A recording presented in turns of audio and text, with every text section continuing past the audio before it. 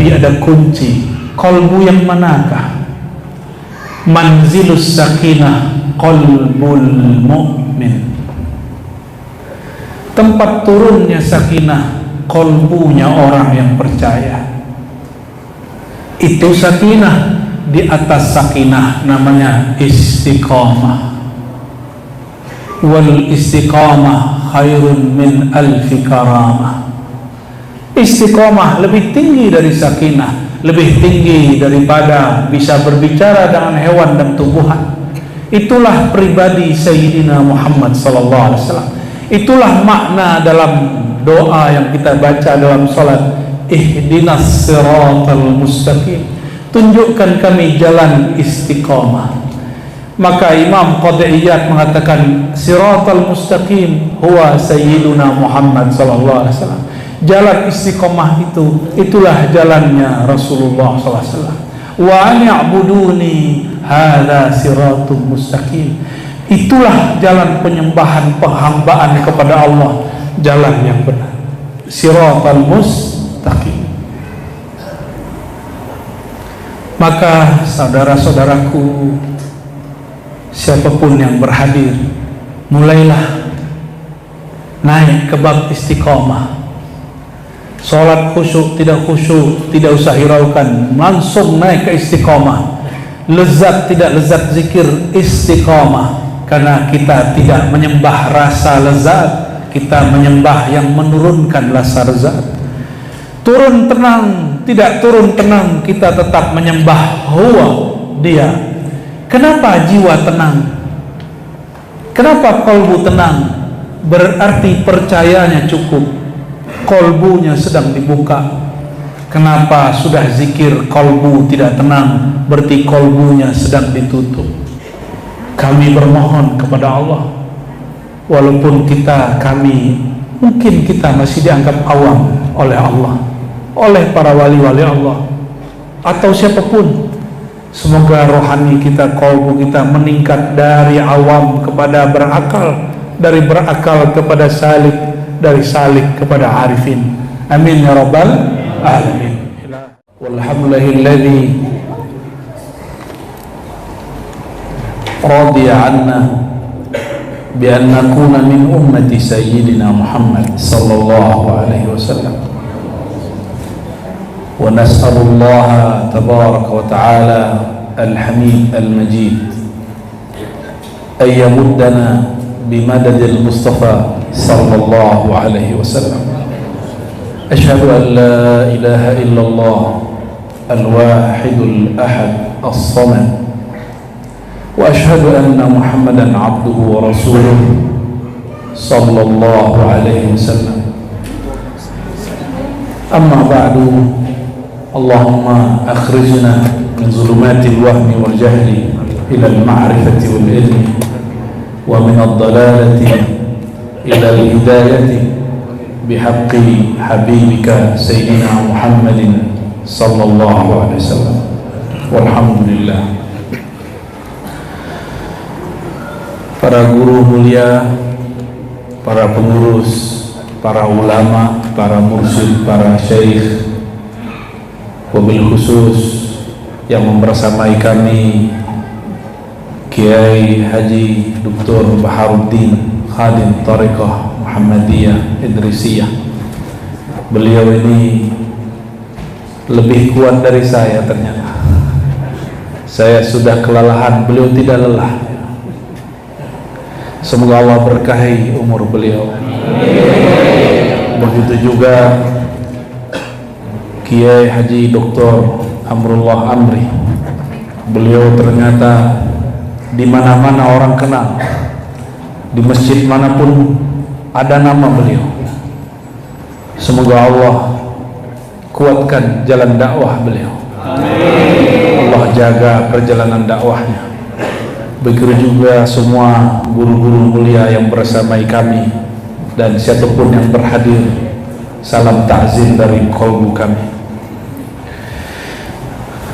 Puji syukur kepada Allah, syukur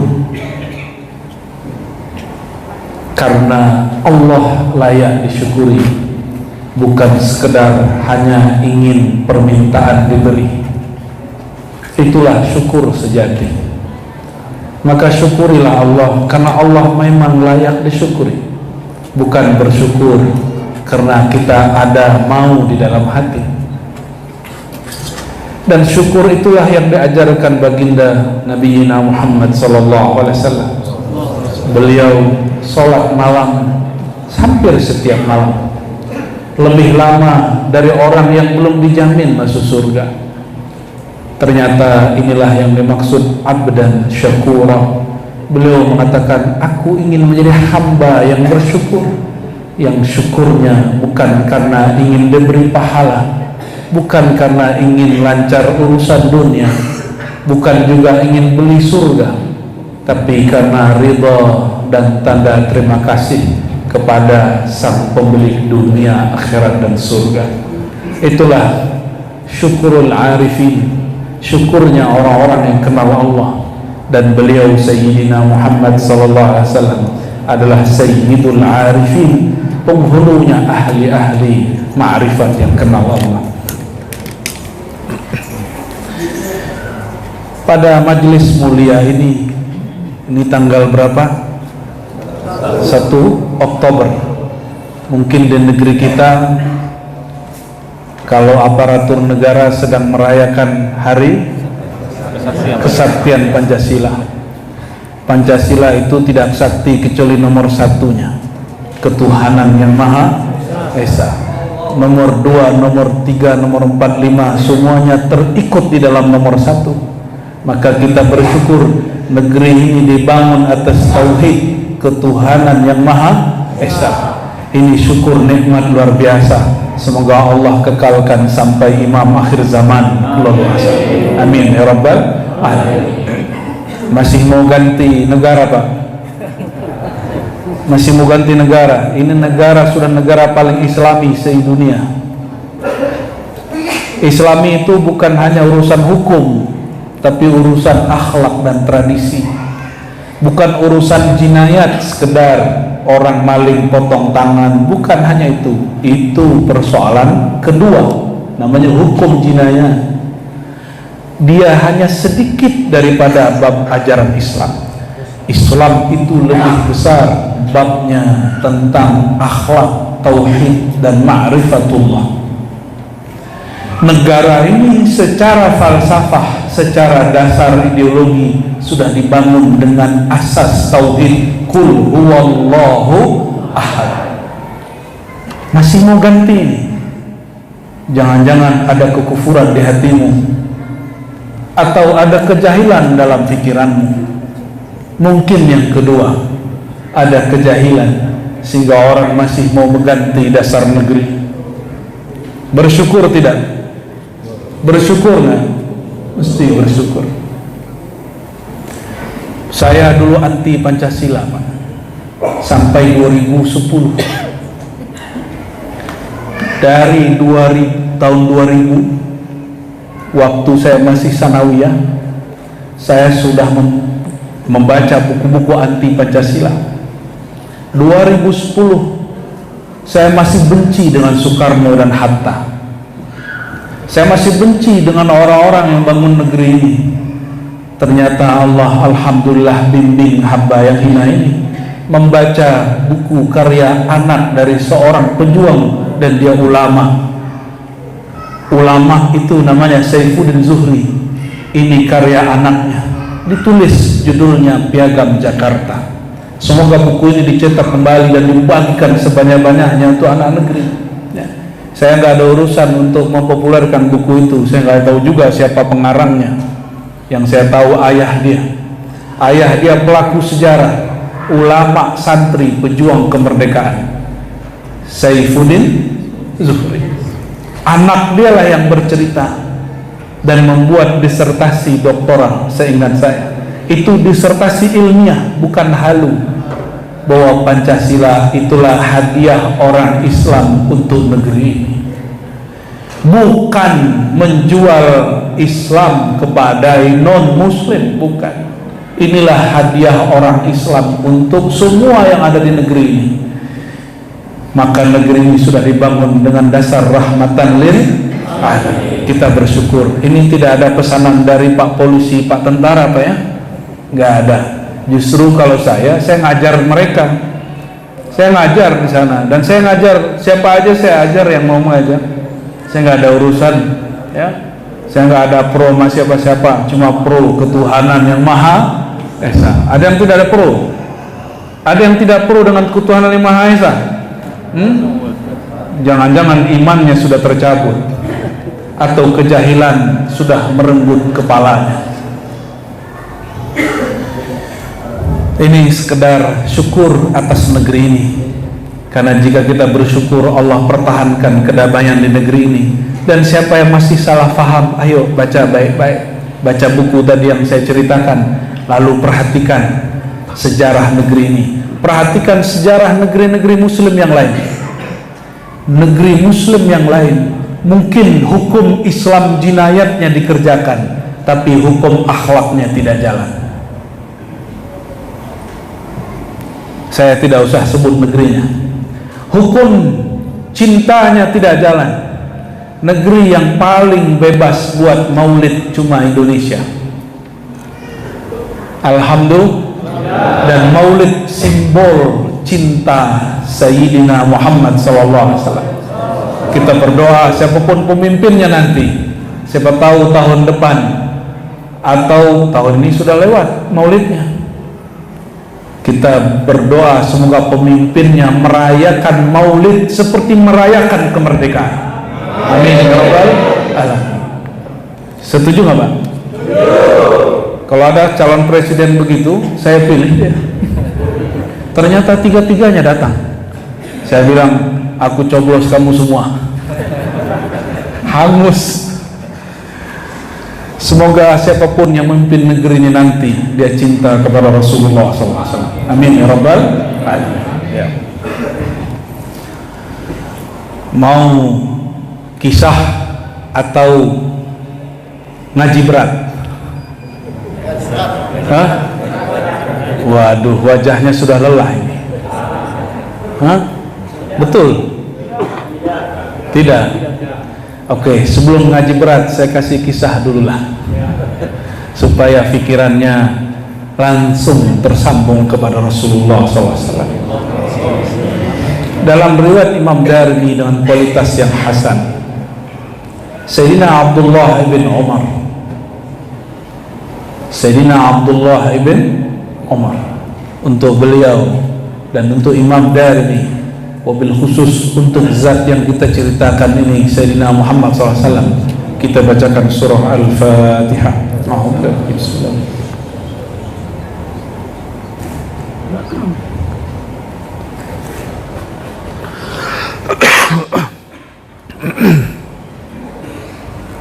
Sayyidina Abdullah bin Umar mengatakan, kunna ma'a Rasulillah sallallahu alaihi wasallam, kami pernah bersama Nabi Yuna Muhammad sallallahu alaihi wasallam. Orang hari ini jika dengar ada yang mimpi ketemu Rasul, girangnya bukan main. Jika punya guru mimpi ketemu Nabi, muridnya merasa bangganya bukan main. Bayangkan, ini bukan mimpi, ini mengisahkan kunna ma'a Rasulillah, kami bersama Rasulullah sallallahu alaihi wasallam. Inilah cara para sahabat bermaulid. Mereka menceritakan Nabi setiap kali ada murid yang datang. Maka maulid mesti ada kisahnya, walaupun kita sanggup berpikir yang berat-berat. Fi safarin fa'aqbala a'rabi, kami bersama Rasulullah SAW dalam suatu safar perjalanan. Lalu datanglah seorang Arab Badui. Arab Badui berarti Arab kampung, Arab yang mereka sangat tidak punya tata krama seperti orang kota. Tapi Nabi Muhammad SAW tidak menghukumi mereka dan menilai mereka seperti orang kota. Nabi pun terima gaya-gaya orang kampung. Falamma dana qala lahu Rasulullah SAW, Ketika orang Arab Badui itu mendekat, justru Rasulullah SAW lah yang bertanya. Perhatikan, Rasulullah itu makhluk paling mulia. Arab Badui datang, beliau yang dulu menyapa, tidak menunggu disapa duluan. Kita ini belum jadi siapa-siapa, ini siapa duluan. Kita ini belum siapa-siapa, tidak senyum kecuali menunggu senyum dari seberang. Tidak mau mengulurkan tangan kecuali yang di sana mengulurkan tangan. Maka beliau bertanya, aina turid, wahai Arab Badwi, hendak kemana engkau? Qala ila ahli, aku sedang hendak mau ke keluargaku, wahai baginda. Belum disebut baginda, wahai Muhammad, kira-kira begitu. Dia belum mukmin. Qala hal laka fi khair, bertanyalah baginda Nabi Muhammad SAW, apakah engkau memiliki satu kebaikan? Maksudnya, apakah engkau mau mendapatkan satu kebaikan dan keberkahan? Lalu Arab Badui ini bertanya, wa ma huwa? Kalau orang Arab kota bertanya dulu, bala ya Rasulullah, tentu wahai baginda. Tapi kalau Arab Badui, apaan? Maukah engkau satu kebaikan? Apa jawaban dia? Apaan? Apa tuh? Kalau orang sini apa katanya? Bahasa gaulnya agro. Nah ininya.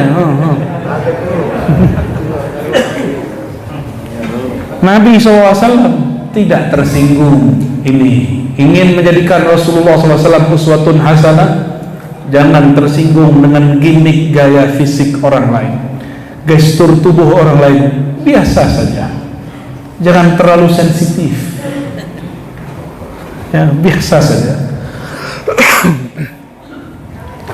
Lalu baginda Nabi Muhammad SAW mengatakan, kebaikan itu adalah engkau bersaksi, bukan saja beriman, bersaksi. Kalau beriman tidak kelihatan, kalau bersaksi dia lihat. Engkau bersaksi tiada yang disembah kecuali Allah dan aku Rasul Allah. Itulah saksi yang jelas Rasulullah di hadapan dia. Persaksian kita hari ini kebanyakan hanya percaya, belum betul-betul menyaksikan. Masih percaya, tapi itu sudah cukup. Arab Badui ini karena dia Badui, lain dengan Sayyidina Abu Bakar As-Siddiq. Jika Sayyidina Nabi SAW berkata, apa kata beliau? Belum Sang Muhammad berbicara, aku sudah percaya. Itu Sayyidina Abu Bakar.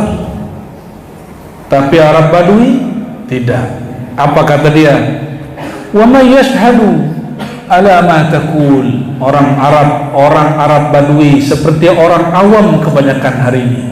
Mohon maaf, hari ini banyak orang sekolah, tapi kualitasnya kualitas awam karena hobi dengan gaya Arab Badui. Perhatikan, Arab Badui ini suka ajaib-ajaib, suka yang aneh-aneh, suka bab keramat. Maka Rasulullah SAW tunjukkan salah satu mukjizatnya. Apa kata Rasulullah SAW? Ini pohon, ada satu pohon dulu namanya, sampai sekarang masih ada di Arab, namanya Salamah. Tapi namanya mungkin telah berganti. Apa nama pohonnya? Salamah. Nau'un min syajaril badiyah. Begitu dalam syarah. Salah satu jenis pohon di kampung-kampung Badui. Ini yang dilakukan Kiai Amrullah Amri datang ke daerah-daerah kampung-kampung. Cuma beliau tidak berani buat begini, karena ini hanya hak Rasulullah SAW dan wali-walinya yang besar. Ya, kita ini tidak sanggup ikut Nabi, ikut orang, ikut Nabi, yaitu para wali-wali yang besar. Apa kata beliau? Hadhihi salamah, ini pohon saksinya. Arab Badui bingung, matanya melotot. Hah? Pohon? Disitulah Nabi mulai menunjukkan mukjizatnya. Berkalamlah beliau. Fada'a Rasulullah sallallahu alaihi wasallam bisyati'il wadi. Nabi sedang di sini. Beliau memanggil, ada pohon di tengah lembah. Apa kata beliau? Wahai Salamah, wahai pohon, kemarilah. Coba, ada kiai di sini sanggup berani panggil pohon? Nanti ada masanya itu terjadi lagi. Sekarang belum dibuka. Maka datanglah itu pohon, takhuddul arda. Itu pohon berjalan seperti orang, mirip-mirip seperti film-film. Apakah ini dongeng? Terserah Anda menyebutnya dongeng. Apakah Rasulullah tokoh fiktif? Tidak, Rasulullah fakta, real adanya. Berjalanlah itu pohon ke hadapan Nabi SAW. Arab Badui melongo, matanya bertambah keluar. Fastashhada. Itu pohon bersaksi kepada Rasulullah SAW 3 kali. Ternyata yang bersaksi kepada baginda tidak hanya manusia, tidak hanya jin dan malaikat, tidak hanya hewan tadi, ada domba dan onta, tapi juga pohon. Istashhadaha. Nabi minta, kamu bersaksi wahai Salamah. Maka pohon Salamah bersaksi bahwa tiada yang disembah kecuali Allah, dan yang di depan dia adalah Rasulullah sallallahu alaihi wasallam.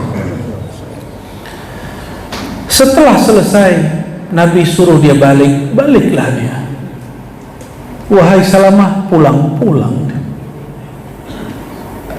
Ketika dia pulang, Arab Badui masih melongo. Ada apa ini? Wa raja'a al-Arabi ila qaumih. Tapi Arab Badui belum bicara. Apa kata dia? Tunggu. Kira-kira begitu kalau diterjemahkan, tapi di sini tidak ditulis. Dia langsung pulang ke kampungnya, ke keluarganya, ke kawan-kawannya. Dia panggil orang sekampung. Apa kata dia? Ittabi'uni ataituka bihim wa illa raja'tu fakuntu ma'. Ya, ketika beliau hendak pergi, beliau mengatakan, ya, ittabi'uni ataituka bihim. Ikutilah aku akan datang bersama engkau kepada mereka. Dengan kejadian Arab Badui ini, maka Arab Badui sekampung pun masuk Islam. Tapi itu Arab Badui, Arab yang tidak sekolah. Maka dia ketika iman minta persaksian dari luar. Kalau hamba Allah bernama insan, harusnya kalau minta saksi dia minta dari dalam dirinya. Makanya banyaklah orang yang bersyahadat, jika benar cara syahadatnya, bergetar si kolbunya, itulah saksi dari kolbu dia. Idza dzukirallah wajilat qulubuhum, disebut Allah la ilaha illallah pasti bergetar kolbunya. Dan saya beberapa kali mengislamkan orang yang tulus. Setiap kita sebut la ilaha illallah, badannya bergetar, ada yang lemas, langsung menangis. Melihat dia menangis, saya pun ikut menangis. Semua yang hadir pun ikut menangis.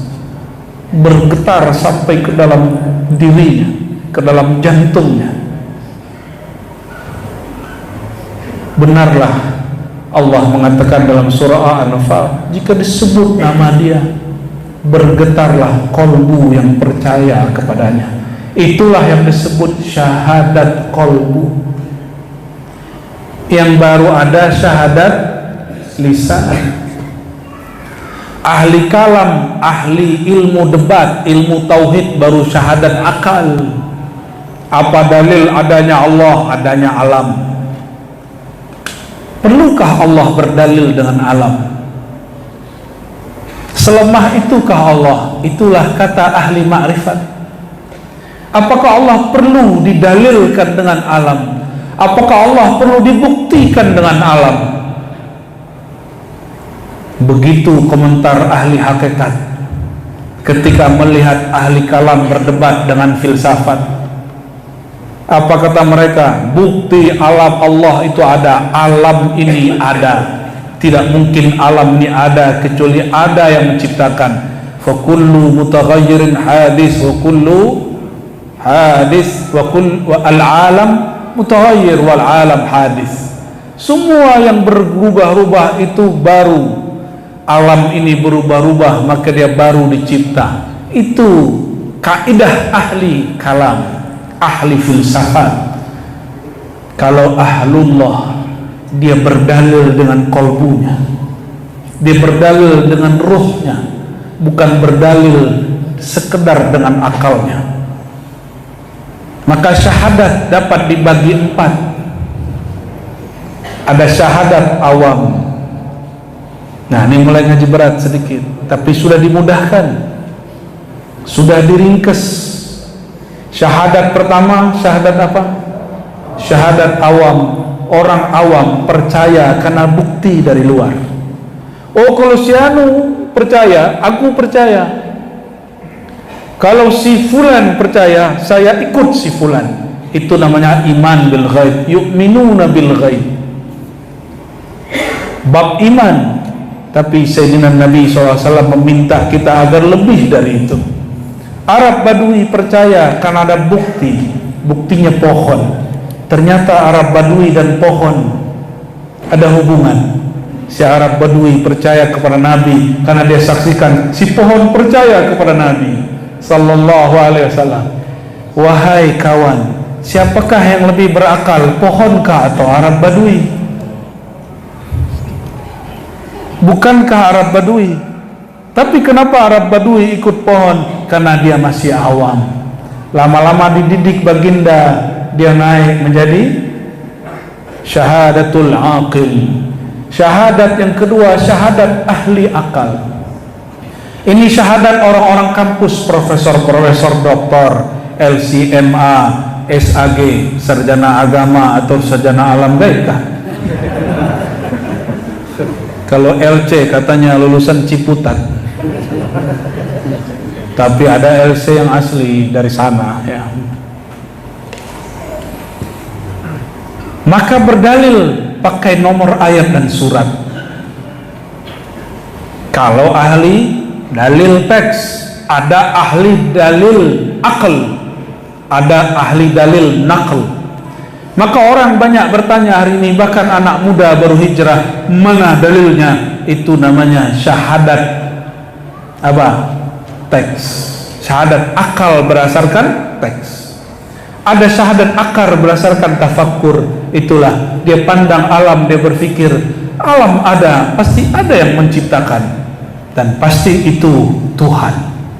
Tuhan dalam bahasa Arab disebut Allah. Begitulah ahli akal memikirkannya. Lain dengan ahli teks. Mana dalilnya Allah itu ahad? Qul huwallahu ahad. Mana dalilnya Allah tidak dapat digambarkan? Surat Syura 11, laisa kamitslihi syai'. Mana dalilnya Allah ciptakan langit dan bumi? Sebutkanlah lebih dari 10 ayat. Baru dia percaya. Mana dalilnya boleh melakukan zikir ini, zikir itu? Hadis sahih riwayat fulan. Itu dalilnya, dalil teks.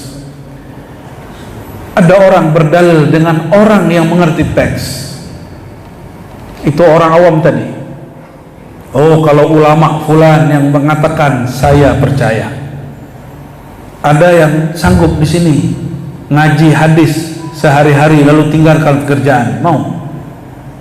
Kalau semua orang ngaji hadis, siapa yang bangun sekolah, bangun masjid, bangun jalan? Siapa yang mengobati orang yang sakit? Maka mana dalilnya sebenarnya milik para ulama dan santri? Tapi sekarang orang-orang yang ingin beragama, baru hijrah, sepertinya ingin seperti santri. Gak apa-apa juga. Maka para kiai siapkan saja dalilnya. Siapa tahu nanti ada yang baru hijrah 3 bulan nantang, mana dalilnya kiai? Mesti kiai jawab. Masa lebih tahu orang yang baru hijrah daripada kiai? Ya, siapkan dalilnya seperlunya, tidak usah banyak-banyak. Karena dalil mereka juga tidak banyak, cuma kullu bid'atin dhalalah. Tidak apa-apa, saya senang ada orang berdalil dengan kullu bid'atin dhalalah. Berarti dia ada niat belajar hadis Nabi SAW. Tidak apa-apa ya. Cuma mungkin dia memahaminya baru secara bahasa yang standar, bukan secara bahasa yang tinggi. Imam yang pakar bahasa, Imam Nawawi, menerjemahkan bid'ah, kullu bid'ah ada amun maksus. Ini am, kullu itu semua, tapi maknanya sebagian. Jangan tantang Imam Nawawi, apakah Nawawi lebih tahu daripada Nabi? Itu pertanyaan yang konyol. Apakah kamu para ulama lebih tahu dari Nabi? Bukan begitu. Kita katakan, apakah Imam Nawawi lebih alim dari kamu atau kamu lebih alim dari Imam Nawawi? Jangan adu-adu dengan Nabi Sallallahu Alaihi Wasallam ya.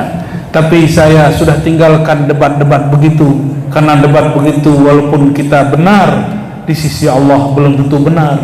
Kenapa? Allah tidak suka orang yang sombong dengan kebenaran-kebenaran yang dia peroleh.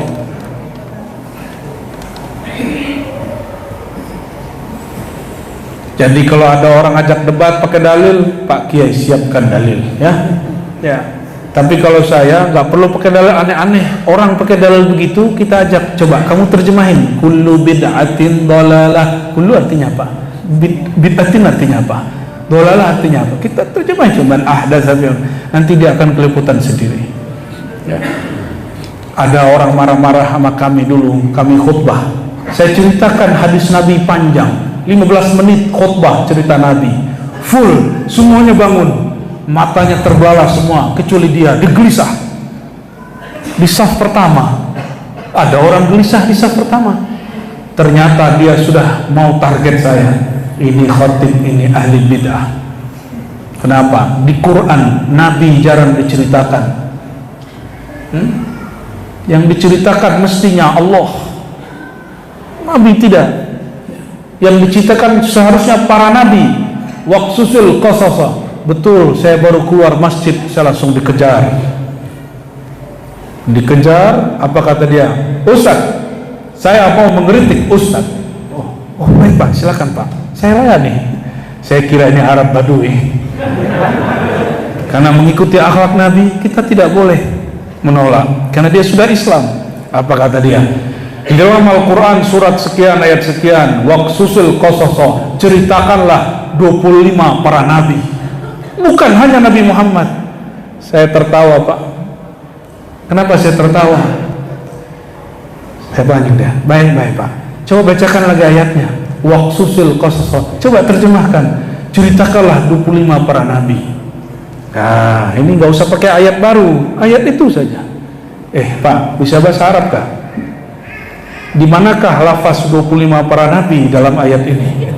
Waqsus dan kisahkan, al-qasasa, kisah-kisah. Adakah di situ sebutan 25 para nabi? Saya tanya, yang penting pokoknya di buku terjemahan saya ada. Pokoknya, kalau orang sudah debat begitu, kita harus mundur dikit. Tapi sebelum saya pulang, nanti Bapak cek 25 dalam bahasa Arab itu apa? 25 bahasa Arabnya apa? Khamsa wa ishrin. Seharusnya waqsusi khamsa wa ishrina nabiyyan. Ayatnya berubah. Si Bapak itu sudah merubah ayat tanpa dia sadari. Tapi begitulah ketemu badui zaman now. Tidak boleh marah, kita senyum saja ya. Yang penting masih iman kepada Allah dan Rasulullah Sallallahu Alaihi Wasallam. Arab Badui datang kepada Nabi SAW. Selesai dia pulang. Sebelum pulang dia lihat tembok. Kalau Arab Badui lihat tembok langsung dia tembak. Tahu Pak, nembak pakai keran dalam dia. Tahukah maksudnya?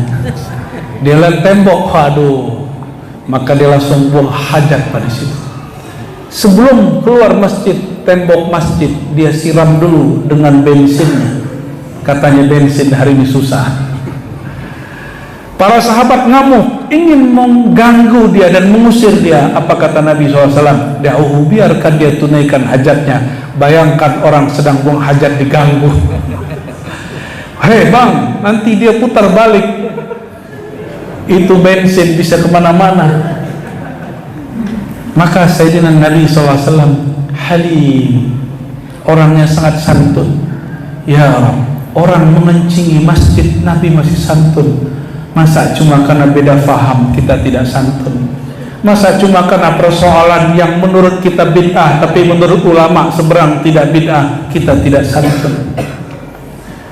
Masa cuma beda thariqah kita tidak santun? Masa cuma beda mazhab dan manhaj kita sudah hilang santunnya?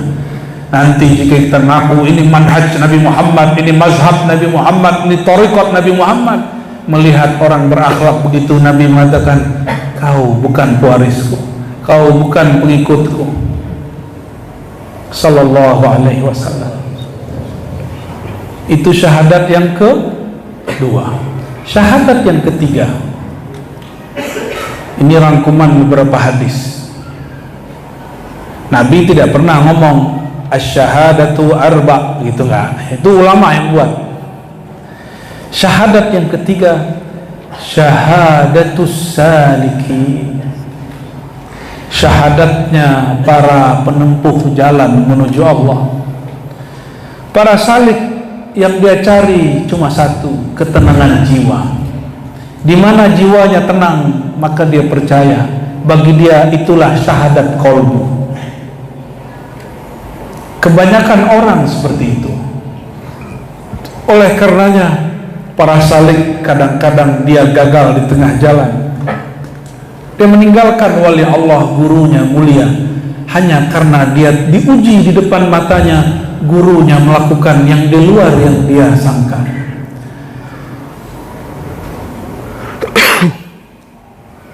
Ujiannya murid itu bukan riyadhah, bukan zikir banyak-banyak. Ujian murid terberat itu adalah melihat perilaku gurunya yang terkadang dia tidak suka. Kalau ujian bapak-bapak ini melihat, misalnya bapak ini nggak merokok, melihat gurunya merokok, langsung diuji. Apa urusannya wali dengan rokok? Adakah wali yang merokok? Ada. Ada wali yang tidak merokok? Ada. Ibu-ibu diuji dengan hal apa? Ibu-ibu itu ujiannya kalau gurunya nambah istri. Oh, ini bukan wali nih. Jadi bagi ibu-ibu, wali itu kalau ustadz itu menyiksa dirinya kalau perlu tidak kawin.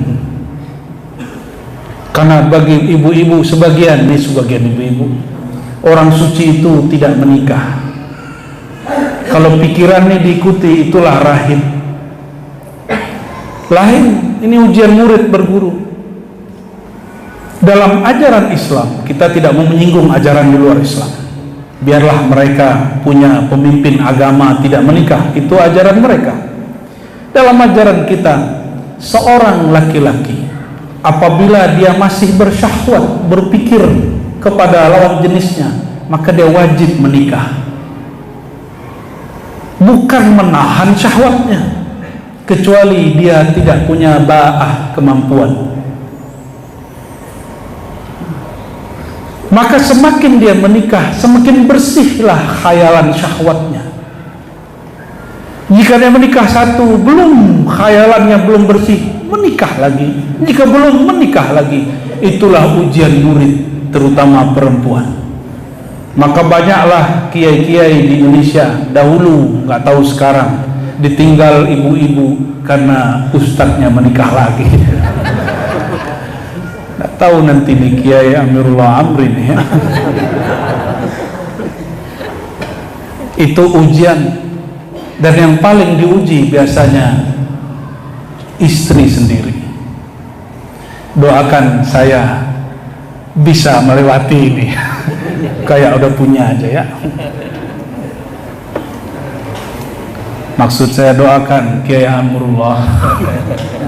Kiai Baharudin bagaimana? Kiai Sadat gimana Kiai Sadat? Ya. Allahumma shalli ala sayyidina. Nih ibu jangan marah Bu ya. Dalam ajaran kerohanian, orang yang diuji itu orang yang sih berpikir dengan mindset dia. Habis mindset kita ubah dengan mindset Rasulullah SAW, barulah ujian terasa ringan. Seandainya itu terjadi sekarang, ya, Rasulullah ada hari ini, tentu orang banyak meninggalkannya, ya. Tapi saya yakin orang-orang yang tasdik kolbunya, apapun yang dia lihat dari gurunya, selama gurunya tidak kufur, tidak kafir dan murtad, pasti dia ikuti. Ikuti rohaninya, bukan sisi manusiawinya. Ikuti rohaninya, bukan sisi manusiawinya. Cukup katakan, oh guruku, dia juga manusia, dia juga seorang manusia, dia mungkin punya salah. Aku tidak mengikuti salahnya, aku mengikuti kerohanian di dalam jiwanya. Maka murid harus pintar-pintar memilah guru kita sedang jadi apa. Allahumma shalli wa sallim wa barik alaihi.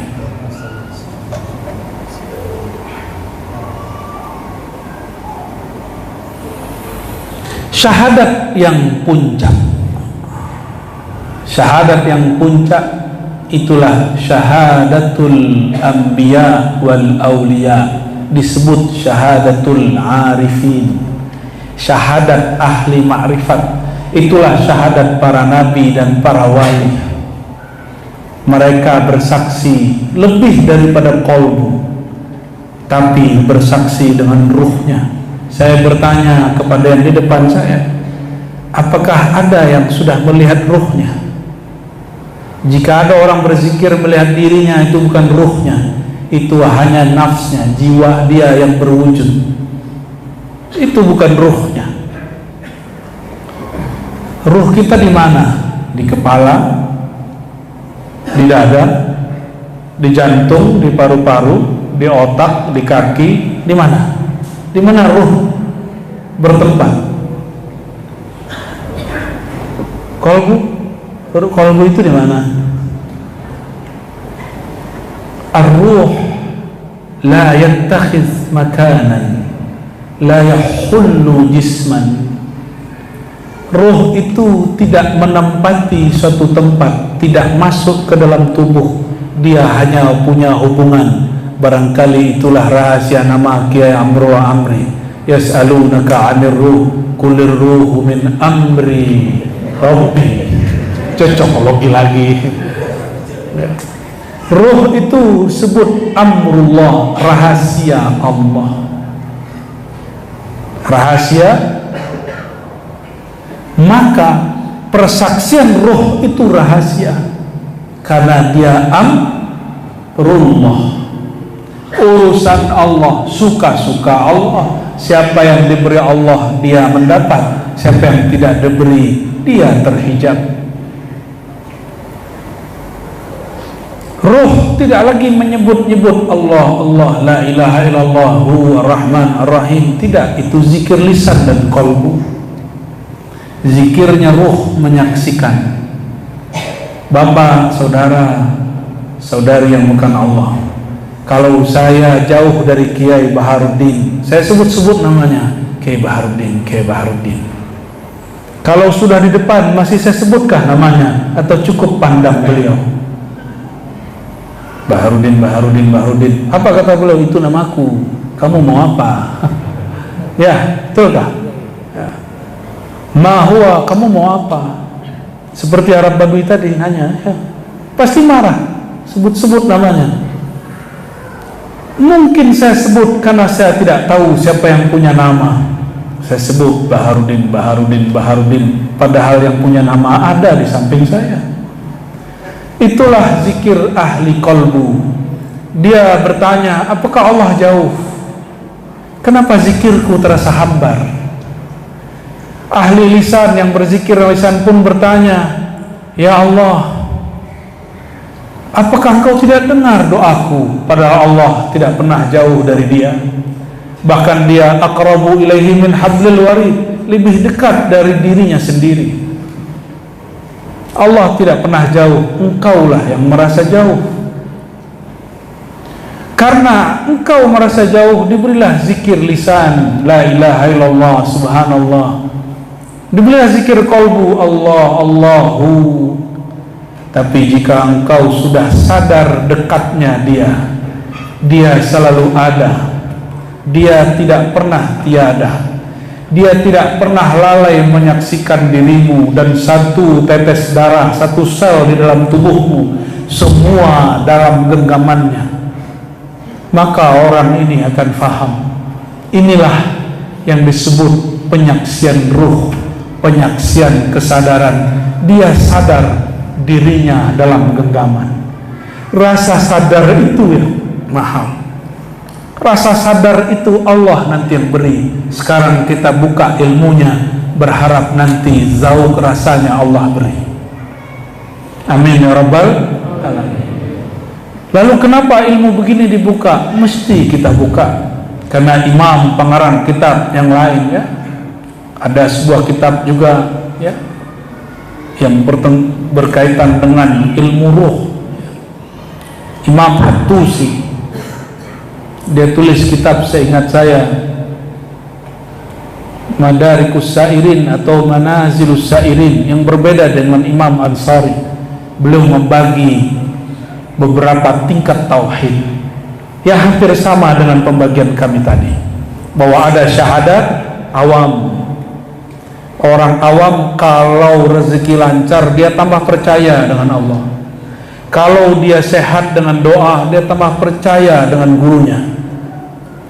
Lain dengan arifin, lain dengan salikin. Orang salik yang level 3 tadi, jika hatinya gelisah, dia mulai meragukan, jangan-jangan bukan ini jalannya. Maka ada pemburu-pemburu ketenangan jiwa, pindah-pindah guru, pindah-pindah thariqat, pindah-pindah zikir, pindah-pindah majelis, pindah-pindah mursyid. Alasannya apa? Aku belum tenang. Dia ingin mencari ketenangan, padahal ketenangan bukan pada mursyid, bukan pada wirid, bukan pada majelis, bukan di mana-mana. Ketenangan itu Allah turunkan di dalam dirimu. Maka carilah tempat turunnya dan tunggulah dia. Huwallazi anzalas sakinata fi qulubil mu'minin. Dia, hanya dia yang menurunkan sakinah, ketenangan. Di mana diturunkan? Di otak tidak, di saku tidak, di mobil tidak, di pekerjaan tidak. Justru tambah banyak pekerjaan, tambah tidak tenang. Siapa kira jadi wakil rakyat tenang? Sekarang wakil rakyat sangat gelisah melihat banyak baliho yang menyayangi dia. Betulkah? Ya, saya ikut mendoakan semoga caleg-caleg hatinya ikut tenang. Nanti kalau selesai pemilu jangan stres. Nanti masa kami berkunjung ke rumah sakit jiwa, kami doakan hatinya tenang. Karena nanti apakah Anda terpilih atau tidak sudah jelas dalam ilmu Allah. Lakukan saja jalan takdirnya. Ikuti pesta demokrasi dengan benar. Jangan memprovokasi. Jangan juga cari muka, nanti dapat muka buaya. Mohon maaf, ada caleg di sini? Oh ya, di belakang saya ya. Mohon maaf kalau beliau tidak cari muka ya. Allah, ada batuk-batuk segala tuh. Allahumma salli wa sallim wa barik alaihi. Maka yang betul-betul menyembah Allah, bersyahadat, itu hanya ruh. Ruhani itu menyembah tanpa syarat. Diberi tenang nggak? Diberi tenang, dia santai. Tapi ahli salikin, ahli mukminin, dia masih cari-cari. Dan miftahus sakinah, babus sakinah al-iman. Maka lihat, coba lihat, Allah lah yang menurunkan ketenangan di dalam kolbu. Di mana tempat turun ketenangan? Kolbu, bukan kepala, bukan viral, bukan masyhur, bukan juga sutur, khumul. Bukan juga orang yang tidak terkenal tenang, belum tentu sama. Banyak orang yang viral ingin biasa, banyak yang biasa ingin viral. Bukan itu ketenangan. Ketenangan ada di kalbu. Kata orang tenang kalau dia punya rumah, punya kendaraan, belum tentu. Justru tambah ramai. Maka disebut tempat turunnya kalbu. Maka boleh disebut al-qalbu manzilus sakinah. Kalbu itulah tempat turunnya ketenangan. Siapa yang menurunkan? Huwa. Makanya guru-guru kami kalau ada kawan yang bergelisah, maka zikirlah kul huwallah hu Allah hu. Zikir hu, karena huwa dialah yang menurunkan ketenangan. Jadi zikir hu itu sunnah, bukanlah bid'ah. Tapi ada kunci. Qalbu yang manakah? Manzilus sakinah qalbul mu'min. Tempat turunnya sakinah, qalbunya orang yang percaya. Itu sakinah. Di atas sakinah namanya istiqamah. Wal istiqamah khairun min alfi karamah. Istiqamah lebih tinggi dari sakinah, lebih tinggi daripada bisa berbicara dengan hewan dan tumbuhan. Itulah pribadi Sayyidina Muhammad sallallahu alaihi wasallam. Itulah makna dalam doa yang kita baca dalam salat, ihdinas siratal mustaqim. Tunjukkan kami jalan istiqamah. Maka Imam Qad'iyat mengatakan siratal mustaqim huwa sayyiduna Muhammad sallallahu alaihi wasallam. Jalan istiqamah itulah jalannya Rasulullah sallallahu alaihi wasallam. Wa an'buduni hadza siratul mustaqim. Itulah jalan penyembahan, penghambaan kepada Allah, jalan yang benar. Siratal mustaqim. Maka saudara-saudaraku, siapapun yang berhadir, mulailah naik ke bab istiqamah. Salat khusyuk, tidak usah hiraukan, langsung naik ke istiqamah. Lezat, tidak lezat zikir, istiqamah. Karena kita tidak menyembah rasa lezat, kita menyembah yang menurunkan rasa lezat. Turun tenang, tidak turun tenang, kita tetap menyembah huwa, dia. Kenapa jiwa tenang? Kenapa kalbu tenang? Berarti percayanya cukup, kalbunya sedang dibuka. Kenapa sudah zikir kalbu tidak tenang? Berarti kalbunya sedang ditutup. Bukalah kalbu. Pembuka kalbu itulah istighfar. Maka kullu nabiyyin taibun, kullu nabiyyin tawwabun, kullu nabi, semua nabi pasti ahli taubat. Jika nabi ahli taubat, bagaimana umat nabi tidak suka taubat? Adakah Rasulullah SAW punya dosa? Ada? Adakah Rasulullah punya dosa? Lalu beliau taubat dari apa? Tobat dari apa? Nabi tidak akan jelalatan matanya melihat perempuan-perempuan lain, istrinya sudah banyak, gak mungkin. Nabi tidak mungkin korupsi. Nabi sudah berkecukupan, dijamin baitul mal. Nabi sudah cukup. Nabi tidak mungkin dosa fisik. Ini mohon maaf ustadz-ustadz, kami para pengajar ini, walaupun terlihat suci, mata kami belum suci. Melihat yang cantik, matanya masih tertarik. Melihat duit yang banyak, hatinya masih tertarik. Masih, tanya semuanya, jujur saja. Kita masih suka, apalagi yang di depan saya. Suka dikasih duit kah? Suka lah? Ya, malu ya. Ya, malu-malu, hatinya mau. Kita semua ini penuh dosa. Wajar kalau istighfar 100, tobat 100 sehari. Nabi mungkinkah cinta dunia? Nabi telah talak dunia, tapi kendaraan Nabi bagus-bagus. Semua istrinya punya kendaraan, punya rumah, modal. Berarti orang kaya atau orang miskin? Mana ada orang miskin semua istrinya punya kendaraan, ya, dan kendaraannya kendaraan bagus-bagus. Masing-masing istrinya punya pelayan, pembantu, bahkan budak. Mahal itu harga budak. Jadi orang yang mengatakan Sayyidina Muhammad SAW itu miskin, itu kurang piknik. Kalau Imam Subki mengatakan orang begitu mesti diingatkan, bahkan dihukum. Imam siapa? Imam Subki. Nabi itu berdoa menjadi seperti orang miskin, tapi beliau bukanlah miskin. Allah maj'alni miskinan, ya Allah jadikan halku seperti orang miskin, tapi beliau bukanlah miskin. Orang miskin itu hanya mikirkan makan sehari, dia tidak berangan-angan sampai 7 keturunan.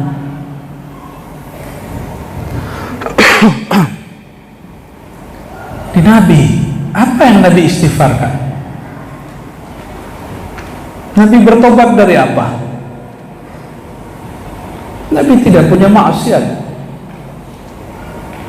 Liyutahhirakum tathira. Allah mengatakan Allah selalu mensucikan kau dan ahlu baitmu. Nabi suci. Inilah yang disebut taubatul arifin, taubatnya ahli ma'rifat. Apa kata beliau? Wa inni la astaghfirullah wa atubu ilaih 100 marrah fi kulli yawm. Ya, kenapa? Nabi selalu istighfar. Aku istighfar tobat setiap hari 100. Kenapa? Di awal hadis beliau berkalam, innahu la yughanu ala qalbi. Sungguh kolbuku ada ghain. Yughanu ghainan. Apa arti ghain? Maka Sidi Ahmad bin Idris al-Idrisi mengatakan al-ghain jadi nurun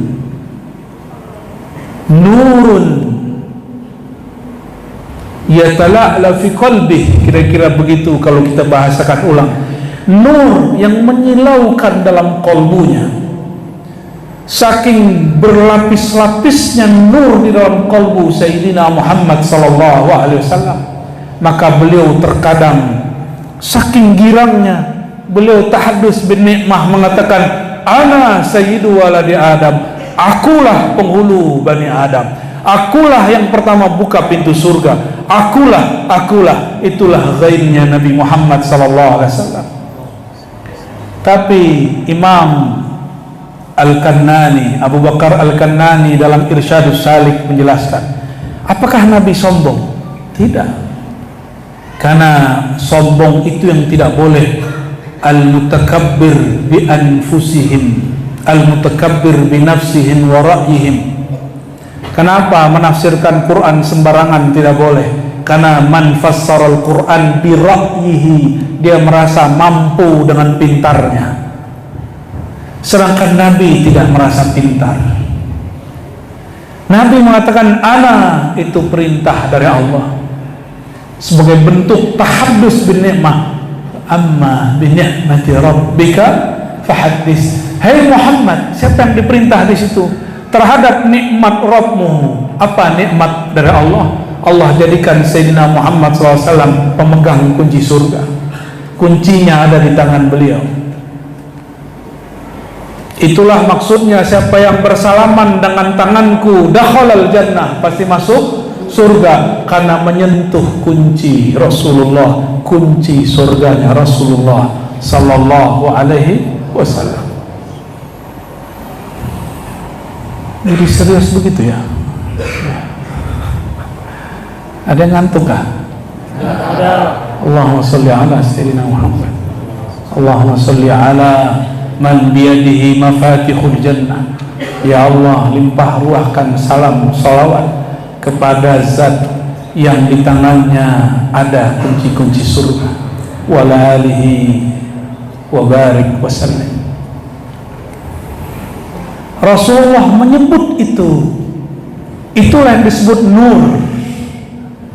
Kata Imam Al-Banani, Al-mukabarah bil haq, takabbur dengan al-haq, dengan Allah boleh, yang tidak boleh merasa besar dengan diri dan pandangan, dengan nikmat sendiri, dengan harta sendiri, dengan ilmu sendiri. Tapi at-takabbur billah bil haq, itulah ana sayyidu waladi Adam.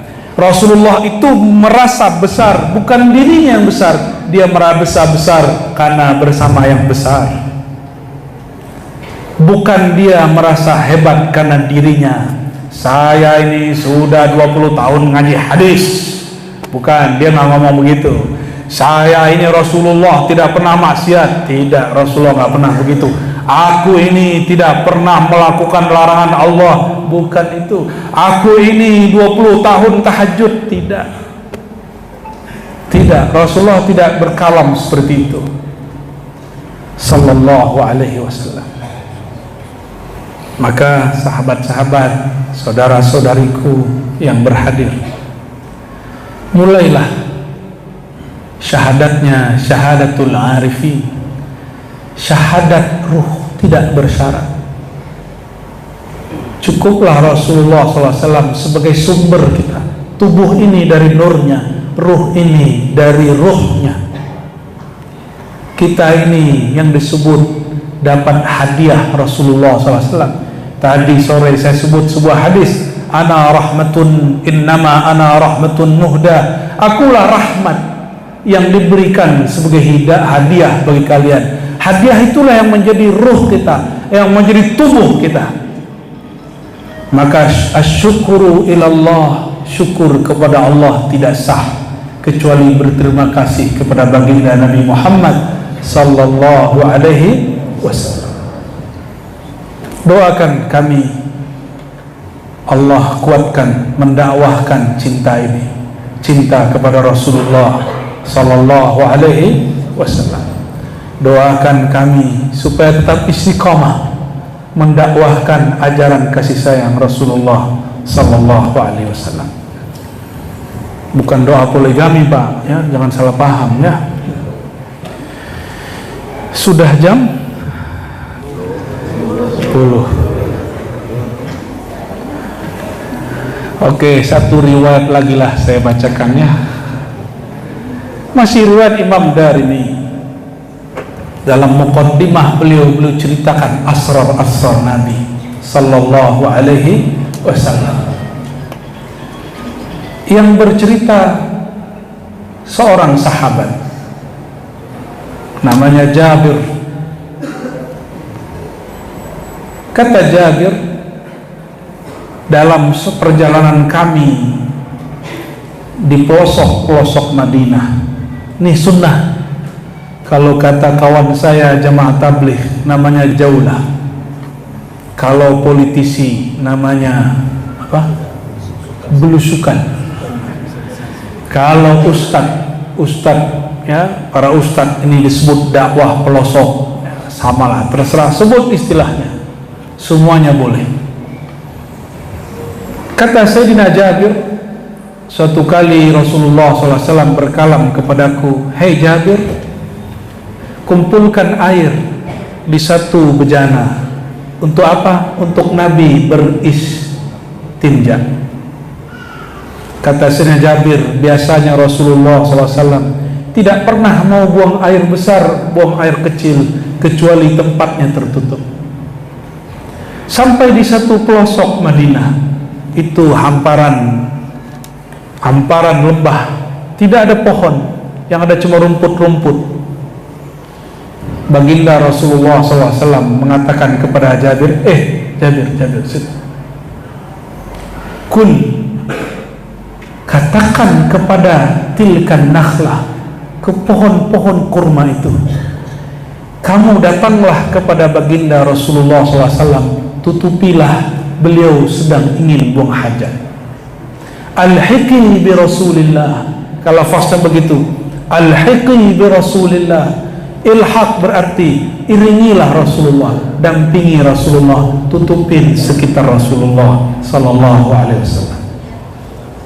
Kira-kira gimana? Jabir langsung jalan atau mikir? Kalau bapak-bapak ini, saudara-saudara ini pasti mikir, beneran gak nih? Karena berpikir pertama langsung batal keramat. Beda dengan Sayyidina Jabir. Nabi berkalam sallallahu alaihi wasallam, sami'na wa ta'ana, langsung dia jalan. Dia bicara kepada pohon.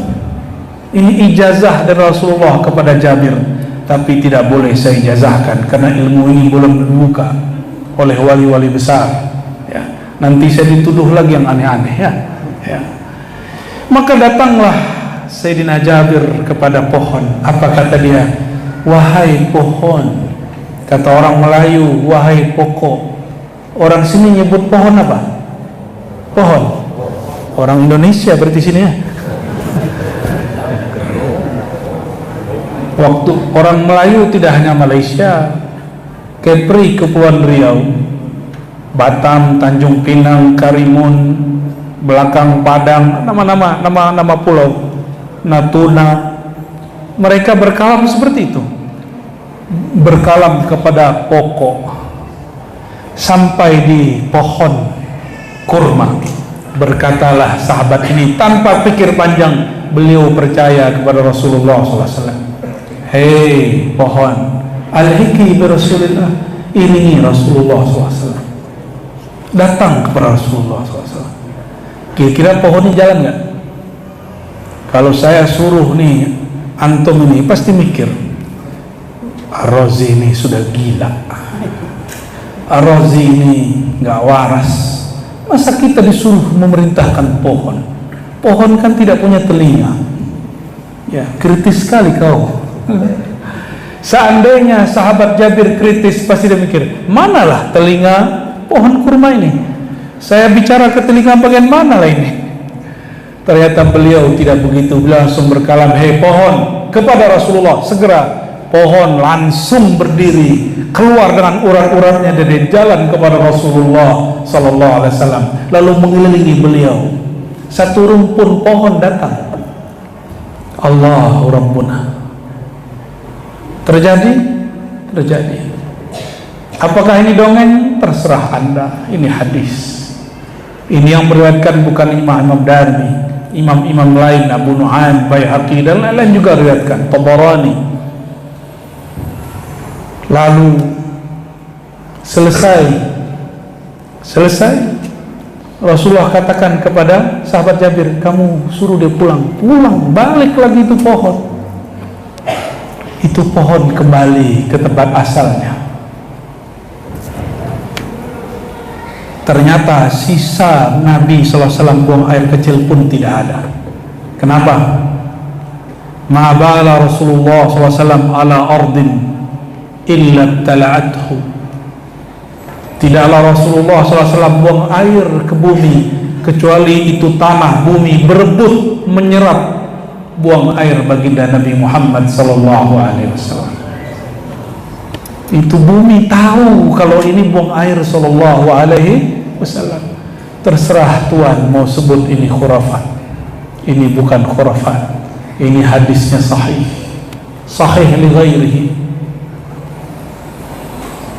Apa maksud kami menyampaikan riwayat ini? Maksudnya sederhana. Rasulullah SAW pernah berkalam di satu riwayat, tidaklah ada hamba makhluk di langit dan di bumi illa wa huwa ya'lam, kecuali dia tahu anni Rasulullah, aku ini utusan Allah, aku ini kekasih Allah. Illa, kecuali, semoga kita tidak termasuk yang kecuali ini.